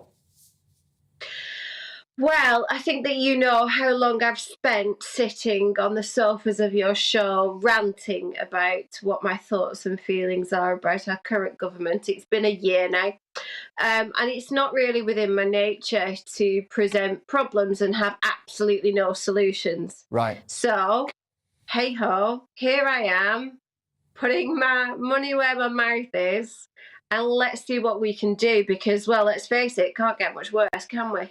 It definitely can't. And before we get to your already very proactive leadership and the fact that you've reached out to others on the right, what's UKIP for in 2022 and going forward? Yeah, well, there's a whole lot actually. And obviously I keep on getting the question of, well, UK Independence Party, you got Brexit done, why do you still exist? Well, we very much still exist, let me tell you that. First and foremost, and this is obviously something I know that you guys support, free speech. It is absolutely going out of the window in the society that we're living in today. I'm absolutely behind getting rid of the green agenda. I have no time or place for it. Definitely keep along the lines of all of our historical policies, keeping the history alive of the UK, keeping that. I talk obviously a lot about the older generations and how I think they're getting forgotten. Let's have a blend of politics now. Let's have a blend of modern and some of those traditional elements. There's so many things that previous generations can teach us, and there's so many things that we can teach them too. So we've got a heck of a lot of work to do, but free speech, green agenda, they're my first things. And it seems that the Conservatives have vacated the political right, therefore leaving a gap for yourselves. Yeah, absolutely. And it's time that we had a change. You know, if there's one thing I think that you know, and anybody that watches this programme knows, is that I am not a politician. I am a normal person from the north who, you know, my background obviously is in business and in law. I am just your regular human, and I kind of feel like today's politicians, they operate for the 1% and they forget about the 99%. Well, I'm very much from that 99%, and that's what I passionately believe in. I'm all about people, and they've been forgotten in everything that's going on today. So we've got to do something. Well, I know that you're, you sort of day 2 or 3 or 4 now into your first 100 days as deputy leader under Neil Hamilton, of course, one of the best known politicians in the country. You've been reaching out to the other smaller parties on the right because I think your view is you don't want the parties to cancel each other out and you want to find a home for the politically homeless. You tweeted in the past few hours, yesterday I asked to have talks with the Reclaim Party about a union, about pooling resources, getting together. They responded the same day, and today we talked. The conversation was positive, and they have my immense respect. Talks remain confidential, but I promise to listen to our people, and they've been heard. So, Rebecca, you've reached out, therefore, to Reclaim, whose leader, of course, is Laurence Fox. Yes, correct. Well, the first thing I did was reach out to Richard Tice. I am still sat here waiting. I'm hearing nothing. I'm now on day 3 of reaching out to them, and we've got tumbleweed everywhere we look. So I did, yes, absolutely. I reached out to them. We had the first talk today, which was lovely. I have promised to keep everything confidential. I think that's the right thing to do. But the first thing that our people of obviously of the UK Independence Party asked me to do was to try and unite the right. And so that's exactly what I've done, because I completely agree with it. I think that under no circumstances is anybody going to be winning a general election. We're going to split votes. We're going to have a whole immense amount of problems. Labour's going to get in, and we're going to enter into another pile of nonsense, exactly what the Conservatives have had as well. So we all have to come together for the sake of the country. Delighted to say that so far, obviously, they are on board with us. We're going to continue those talks. Richard Tice, well, I believe, Mark, that we are coming on Sunday to talk with you and have some more frank discussions on air. So that's exactly right. And hopefully he responds to you. We will be brokering this deal live on network television on Mark Dolan Tonight this coming Sunday. And I know Richard Tice very well. He's a friend. He's an outstanding politician, a man of principle. He's as clever as they come. And he's a Democrat. I'm sure that he'll engage. How do you think you can persuade him to relinquish the strong brand that he's got in Reform UK and accommodate these other groups? Yeah, and obviously that is going to be the biggest issue. Somebody is going to have to put some ego aside. What I can absolutely say from the UK Independence Party, if that's our ego, we're more than happy to put it aside because we think it's the right thing to do. And like I say, our values are about people and not politics. We're there for the people. If that's what we have to do to make sure that everybody gets better lives, absolutely fine by us. I am not going to try and convince Richard Tice that he needs to put his ego aside for the right of whatever. I think that that's a conversation that we need to have, but we're not going to get anywhere unless we start having that conversation. Listen, you know, Richard's got an ego, you've got an ego, David and Laurence do, Nigel has. Even I've got like a little one, and I don't think it's a bad thing. Because, ask Mrs. Dolan, but the truth is that honestly, you know, politics is very much about big personalities. That's no bad thing, is it? That's not something to run away from. If these groups were to unite, do we know what the umbrella brand would be? Do we know what the party... Would it be one... Is that your dream, your vision, that it's one party? Or is it a negotiated plan in which the different groups don't compete against each other in certain seats? I think that, you know, utopia for me is one party. Do I think it's likely? Not much, but let's try. Yeah. And then obviously the secondary option is that, yes, we'll come to some kind of agreement so that we don't make the public choose between us all. I don't think that there's any pointing that happening whatsoever. I think that, you know, 90% of the things that we stand for are all the same. Let's try and negotiate because, goodness me, you know, we need to have some unity in the country right now. And, you know, yes, there is always a place for a certain amount of ego, but you also do need to know when it's the right thing to put it aside for the best of other people. And I'm quite happy to put mine aside. And I think Neil would be too. Well, there you go. Congratulations on the appointment and good luck with the cause, because we want as much plurality within our political conversation as possible and as many options for our voters. Congratulations, Rebecca, and we'll see you live on the programme for some of those key players on the right, brokering some kind of historic agreement, which hopefully is good news for Britain. UKIP's Deputy Leader, Rebecca Jane. Lots more to come. As the BBC celebrates its 100th birthday, look at that. Do you know how old we are? We're 1. And the BBC's 100. And so the question is the organisation a shadow of its former self, or do you love it? Is it still good value for money? Dan at gbnews.uk.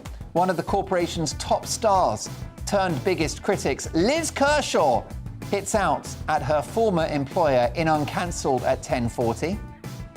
But next in the media buzz with my panel after James Corden is called out by a top restaurateur over his alleged bad behaviour, do customers who are rude to waiters deserve to be banned and publicly shamed? So all of that, lots to get through, and of course keep those emails coming. Caroline, where do you want to go next? OK, see you in 2.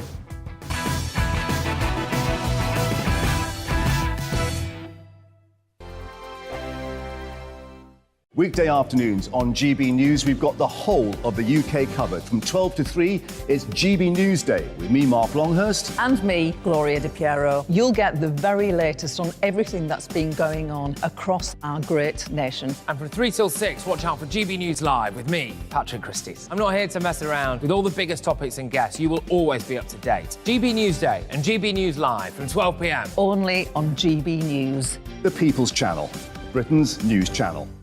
Hello there, it's Eamon Holmes here from Breakfast on GB News. We're not just on your television and your screens, you know. We're on DAB plus digital radio, so you can listen to your favourite shows on the move. If you've not yet listened to GB News Radio, it's very simple. We're on your radio player and TuneIn apps, on your smart speaker, phone or tablet, or online at gbnews.uk. Take us with you wherever you go. GB News Radio. You never have to miss a moment of the People's Channel. Join my show Farage, 7 p.m. till 8 p.m. Monday through Thursday. And there you will get opinion, analysis, debate, and I'll cover stories that nobody else dares to touch. You've been cancelled. Join the club. Oh, my goodness me. And then for the last 15 minutes, talking pints. We're over a drink. We have a civilised conversation with someone. We very often disagree, but we do it in a grown-up way. Come and join me on Farage. Hello, I'm Simon Evans. Join me on GB News for Headliners at 11 p.m, where I'll be joined by 2 of the country's top comedians as we take a look at tomorrow's newspapers tonight. If it's a big story, we'll be covering it, I guarantee, but we'll also have some fun along the way. That's GB News Headliners at 11 p.m. We won't put you to sleep, unlike some of the other pay-per-review shows out there. So join us, 11 p.m, 7 nights a week.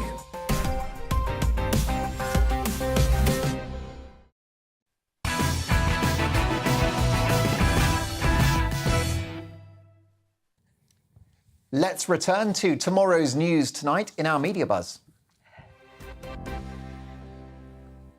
Mariana's been in, and hot off the press are tomorrow's papers. Let's have a look at the Star newspaper. It's always good to go with the proper heavyweights first. Corden is a moron. Restaurant bust up. We'll discuss that very shortly with my panel. Not groovy, baby. Back to the 70s. Buckle up and get set for a trip back in time after the boss of the National Grid revealed the lights may go out from 4 p.m. to 7 p.m. on cold days. Look, the bottom line is the government have just pushed back on this and actually said it's very unlikely to happen. And the press now have this habit of catastrophising everything. Can we please deal with these problems when they actually happen? Indeed. There you go. That was an indeed from Christine, which is good enough for me. The Eye newspaper, UK pensions U-turn leaves Truss facing fresh peril. The Tories set to alienate their base by no longer guaranteeing that pensions increase with exploding, surging inflation. Pensioners would be £471 worse off than expected from April as the government seeks new cuts to spending to fill a £30 billion funding black hole. Just who will vote Conservative at the next election? The Daily Express now. Campaigners fear betrayal of cost of living rise pledge and warn Truss don't dare go back on pension triple lock. Fears are growing that Liz Truss is betraying pensioners by ditching her pledge to protect triple lock payouts, threatening millions with the breadline. Very worrying story there for older Brits who really rely on those pensions just to survive. The Daily Mail now. Millions facing pain on pensions. Retirees set to miss out on up to £430 a year, is what the Mail say, as Number 10 signals it's ready to axe the triple lock. And Meghan, TV show made me look like a bimbo. I don't think it was the show, but there you go. The Guardian next. Truss faces Tory unrest over toxic budget cuts. Liz Truss is facing cabinet unrest over her plans for brutal public spending cuts across all departments after the disastrous mini-budget put major pledges at risk, including the aforementioned pensions triple lock. And BBC prepares scripts in case of winter blackouts. The Beeb has prepared secret scripts to be broadcast if energy shortages cause blackouts or the loss of gas supplies this winter. Well, listen, come blackout or not, GB News will be with you throughout this winter, and we won't even have the heat on. The Daily Mirror next. Health service on its knees. War heroes 26-hour wait on A&E trolley. An ailing war veteran aged 95 waited 26 hours on a trolley in A&E before getting a bed. Stanley Solomons was left in the corridor of a Nottingham hospital. The NHS will set up care war rooms to deal with a winter crisis as more Tory cuts loom. It's interesting that I don't remember the Daily Mirror calling out lockdowns or the effective mothballing of the NHS for 2.5 years. The Sun now. Exclusive interview, Simon Cowell. I missed out on signing Spice Girls, but I'll find the next star on TikTok. More union misery. Oh, for fork's sake, say the Sun. Militant train workers yesterday launched their latest round of strike misery, including a Guy Fawkes weekend walkout. The rail chaos planned for November the 3rd, 5th and 7th was announced as striking beer delivery drivers threatened a World Cup booze drought. Please say it isn't so. The Times, 30% of Ukraine's power plants destroyed by Russian strikes. And Hunt set to postpone cap on social care costs. Jeremy Hunt is preparing to delay Boris Johnson's flagship social care reform and has been warned that his spending cuts may have to be tougher even than George Osborne's era of austerity. Also, rising petrol prices put Britons back in the saddle. Britain's love affair with bicycles peaked after the Second World War, when 14 billion miles were racked up on two wheels each year. Now its popularity is surpassing levels seen in the pandemic, when usage was highest in 60 years. New analysis for the Department for Transport shows that 50% more people cycle regularly compared with before the pandemic. On your bike. How Rishi Sunak can become PM, Philip Johnson on the secret conversations in Westminster. Also in the Telegraph, Truss may abandon pensions triple lock, as we've mentioned, and NHS faces £90 billion payouts bill for maternity blunders. The NHS faces a potential £90 billion compensation bill for maternity failings, according to an exclusive report in today's Telegraph. And those are your front pages. There you go. Lots to get our teeth into there. Let's get the views of my superstar panel, author and broadcaster Christine Hamilton, Conservative commentator and GB News star Calvin Robinson, and writer and broadcaster Rebecca Reid. Now, one of the stories that's on the front page of the Daily Star there, Corden is a moron. Now, James Corden was caught in a service storm today after being temporarily banned by a New York eatery for allegedly being rude to staff. Famed restaurateur Keith McNally last night posted on Instagram that he'd barred comedian James Corden from his restaurant Balthazar because he had allegedly been extremely nasty to his staff on 2 occasions. McNally wrote, James Corden is a hugely gifted comedian, but a tiny cretin of a man. And the most abusive customer to my Balthazar servers since the restaurant opened 25 years ago. I don't often 86 a customer, which means to ban them. But today, I'd 86'd Corden. It did not make me laugh. McNally claimed that Corden demanded free drinks from waiters and swore at them when they messed up his wife's order. He also reportedly threatened to leave nasty reviews of the restaurant online. But McNally has since forgiven and unbanned the star after claiming that Corden called him up and apologised profusely, saying everyone deserves a second chance. So, do customers who are rude to waiters deserve to be banned and even publicly shamed? Christine. Absolutely. And you very kindly said allegedly, and you have to say allegedly, but it's perfectly obvious that it happened. This fellow, he said that he was the most abusive customer in 25 years. Corden was clearly grotesquely offensive to the staff who couldn't answer back. And the mark of a gentleman is somebody who does not behave like that to people who are not in a position to answer back. I mean, the man is, what did he describe him as, a tiny cretin or a moron? He's both of those things. He's a tub of lard with a sense of entitlement. He's not even funny most of the time.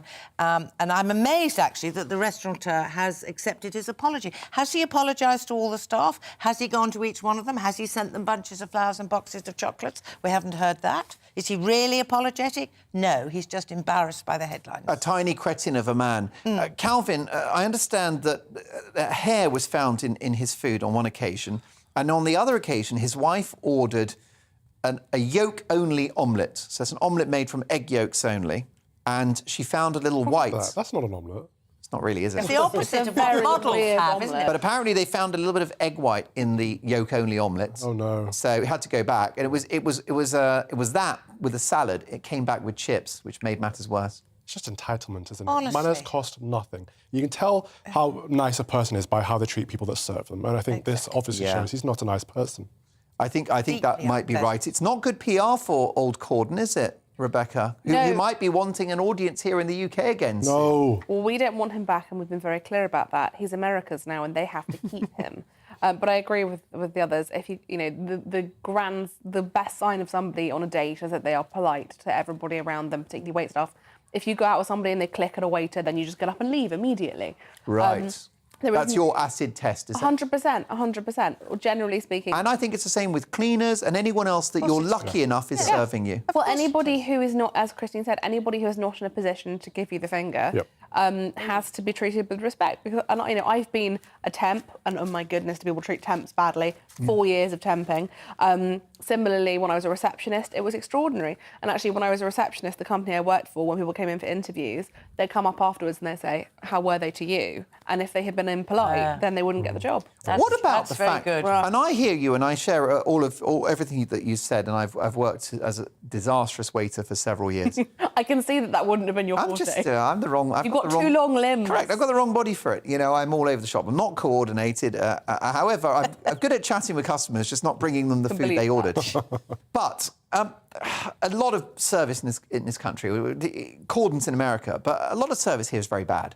And you're waiting ages for your food, or the dishes come at different times, and it's not unreasonable to get a bit cross, is it? But he was in America, where service is king. Any Brit who goes to America is usually astonished by the level of service. You don't want to find a hair in your soup, do you? No, but come on, of course not. But stuff happens. This woman might have an egg albumin allergy. An egg white. She could be gone into an allergy. anaphylactic shock. Well, she shouldn't have been having an admittedly- omelette at Shouldn't have ordered an all. omelette. You can't separate an egg without the possibility of a bit of yolk and... Oh, for goodness Very sake. good point. Yoko no. Yoko. Mark. Oh, get You're out. welcome. Great loss to That's why they pay me the big bucks. Do I wrote a you whole... want your money back? The floor manager's cracking up over there. I wrote a whole book called The Power of Rude, which is about how to be the right kind of rude.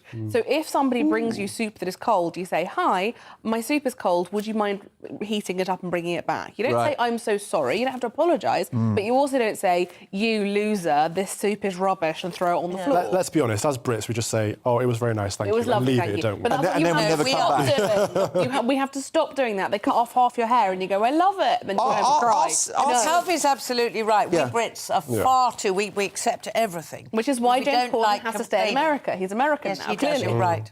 I think the bigger question is whether it's OK to publicly shame somebody for this. And I think Well, he generally asked speaking... for it. Well, I mean, we're all fairly... Well, the restaurateur wouldn't have done it, I don't think, if he was just Mr. Blogs, because there wouldn't have been any point. But because he is who he is, he should jolly well have behaved better. And maybe that's... He's in a position to behave better. He's Because he has a charmed life. He has a charmed life. He earns an absolute fortune for doing good. I don't know what he does really, because I don't really. Late night entertainment show in America. Well, there we are. Imagine doing that for a living. You know. I mean, that's not a proper job, is it? If you put yourself out there so publicly, you have to be prepared that your behaviour is going to be up for scrutiny. I think you're right. Do you know what, Christine? Yeah, you know. Back to me. There you go.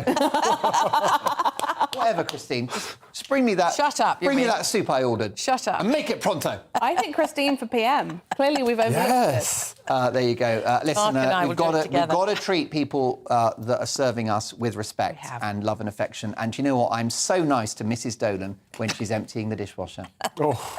I'm not allowed to empty the dishwasher. Lovely. Christine, where's my soup? It's getting cold. Coming up, I will crown the final Greatest Britain and Union jackass of my stint here on Tonight Live with Dan Wootton. Dan's back tomorrow at 9. Cannot wait for that. But first, as the BBC celebrates 100 years, is it a shadow of its former self, or is it still value for money? Liz Kershaw dropped for the crime of turning 60 after more than 3 decades on the Beeb. She's uncancelled and hitting out against her former employer next. But first, the boss man himself, Dan Wootton's back tomorrow, and here he is with a little summation of tomorrow's show. Coming up on Dan Wootton tonight, with Truss under fire and the Tory party facing annihilation, I return with my take on the establishment plot to overthrow yet another PM and the sinister repercussions for Britain. Joining me, an A-list squad of top newsmakers and commentators, including Nigel Farage, political firebrand Anne Widdecombe, and columnist extraordinaire Rod Liddell. Plus, my superstar panel, former Daily Star editor Dawn Neeson, entrepreneur and activist Adam Brooks, and broadcaster Ashley James will be on hand to break down the latest developments. That's Dan Wootton tonight, Monday to Thursday from 9 p.m. till 11 p.m. on GB News. There you go. The big man is back tomorrow. Lots more to come before 11. It's time now for Uncancelled, where Britain's top commentators speak out on controversial issues without the fear of the cancel culture sweeping the rest of the media. Today, the liberal media elite have been toasting 100 years of the BBC. But as the mainstream media swigged champagne and applauded Auntie's legacy, the many controversies that have plagued the corporation over recent years have been conveniently ignored. Just last month, BBC boss Tim Davie was dragged in front of MPs and forced to defend the Beeb over bias claims. And let's not forget Auntie's golden lefty, a Match of the Day presenter Gary Lineker, who constantly tweets politically biased opinions on our dime. He was found last week to have broken BBC impartiality rules after accusing the Tory party of taking Russian donations in a February rant. On top of that, the corporation has faced relentless ageism complaints for brutally axing older veteran broadcasters like the brilliant Question of Sport host Sue Barker, legendary Radio 2 presenter Steve Wright, and my next guest, one of my favourites, BBC Six music star Liz Kershaw. She's recently taken aim at the Beeb for calling time on her 35-year national radio career. The Beeb claimed their schedule was merely evolving over time, whereas she accused station chiefs of sacking her for the crime of being over 60. worth remembering as the corporation celebrates its own legacy. Liz, great to see you on the show. You're officially uncancelled, by the way. Oh, thank you very much. I'm uncancelled every Thursday on GB News, but it's lovely to be with you. Listen, we can't keep on cancelling you, and I've really enjoyed watching your punditry with Dan and also on Breakfast, and also you've been popping up on other networks as well. In fact, you're busier than ever. So it's not like you've got an axe to grind. You look back on your time at the Beeb with great fondness and pride, but the organisation is just not what it was, is it? Well, first of all, it is very ironic that they celebrate some 100th, but, you know, if you're over 60, it's ta-ta, there's the back door. No, I'm free now. I can say what I want. I never could really before. Only Gary Lineker can do that. So it's very liberating and I'm really enjoying life. And I'd like to just say congratulations to the United Kingdom, to Great Britain for having the BBC. And I fully support the idea of the BBC and all it's brought me growing up as a child and my family, and then giving me 35 years of fun. I can't believe that of the 100 years the BBC's been on, I was there for a third of it. I never realised that. I didn't click about that until tonight. But the BBC has got problems it didn't have when it started. Let's remember that it was only radio 100 years ago. Television was still very embryonic and being literally fine-tuned, and didn't come on until the late 20s, early 30s, and then it got shut down because of the war and all the rest of it. And it was very crude and black and white, and you would have had to paint your face green just to be seen by the cameras of those days. But the biggest challenge I think the BBC's got is for the future is technology, because it was born out of technology, and technology is moving so fast. And I can't predict where it'll go next. I mean, 100 years ago, you either sat by the coal fire, bored stiff, with no home entertainment, or you went out to the music hall or the opera, whatever was your bag. And the BBC brought entertainment into the home. And we're all so used to that now. And it's increasing with Netflix and everything else. You don't even have to go to the cinema anymore to get the very latest films. You're totally connected.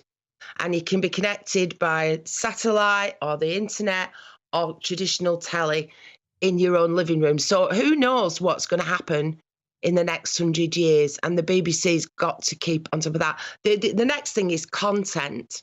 And I think the BBC should just be bold like it was in the old days and nurture creativity instead of being frightened of its own shadow and looking around and panicking at what's everybody else doing and trying to be popular.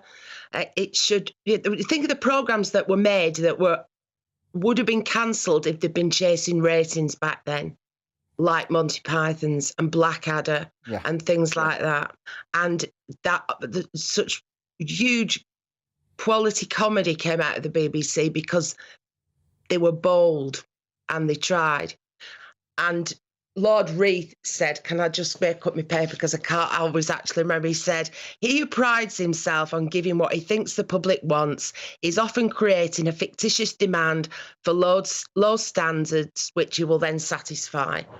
So don't go for the lowest common denominator. Don't say, oh, look at that reality TV show on ITV or whatever, Channel 4.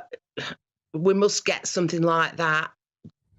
Create original and quality programming. And the third thing is, and I've said this for years, I love the BBC. I'm not such a fan of the people in management because I think it's changed even since I was there, the type of person I think that they're runs destroying the BBC. it. They're destroying it, Liz. They're making it woke. Look what they've done to Doctor Who. It's a bore fest now.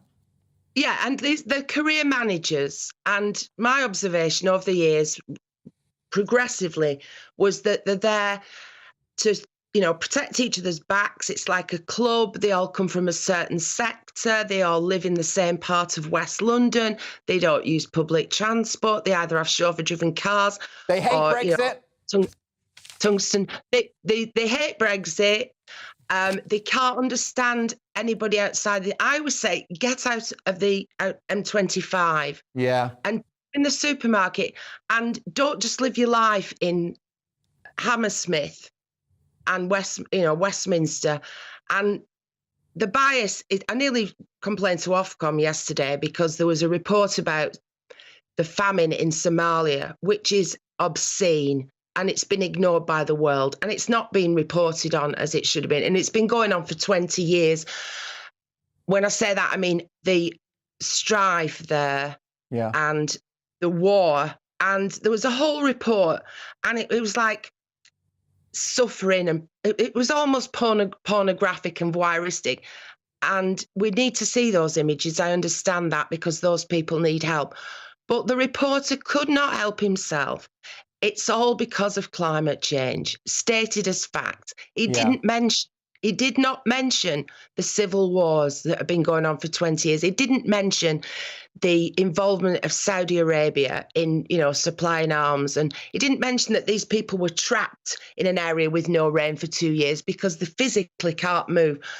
I don't watch the BBC anymore for news, because you don't know what's going on in the world. This whole business with Liz Truss and everything else that's been going on since she was appointed on September the 5th, it's the attack dogs have been out.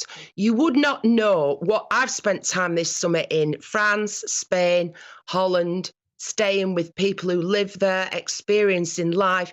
You would not know what it's like in Europe watching BBC News, and they've got to get that right, because people have lost faith in them, and all the time just post on social media, defund the BBC, and it'd be tragic if that happened, because I think it should continue.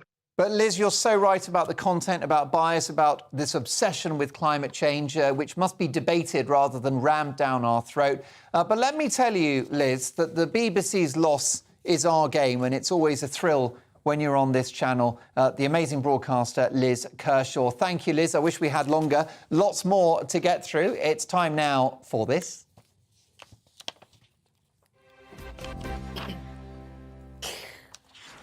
With me to reveal their preferred options for heroes and villains of the day, their Greatest Britain and Union Jackass is my superstar panel.